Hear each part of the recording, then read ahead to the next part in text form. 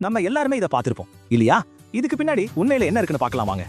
இங்க பிரச்சனை அவங்க அன்பு மேல நம்பிக்கை இல்லாதது இல்ல, விஷயம் அதை விட ரொம்ப பெருசு.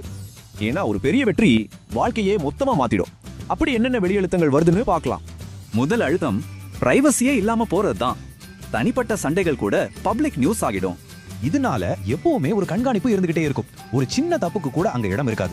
இந்த வெளி அழுத்தங்கள் எல்லாம் சேர்ந்து அந்த உறவை சுத்தி ஒரு பெரிய புயலையே உருவாக்குது. வெளியேந்து பாக்குறவங்களுக்கு அவங்க கிட்ட அவங்க ஆசைப்பட்ட எல்லாமே இருக்கிற மாதிரி தான் தெரியும். ஆனா உண்மை என்னன்னா, வெற்றி ஒரு முக்கியமான விஷயத்தை அவங்க கிட்ட இருந்து எடுத்துக்குது. அதுதான் இந்த உள்ளார்ந்த விலை. அதாவது ஒன்னா செலவழிக்கிற நேரத்தையும் பிரைவேட் கனெக்ஷனையும் இழக்கிறது. அப்ப பாருங்க, பொது வாழ்க்கையில நீங்க ஜெயிக்கிற விஷயங்களை உங்க சொந்த வாழ்க்கையில தியாகம் செய்ய வேண்டியிருக்கு.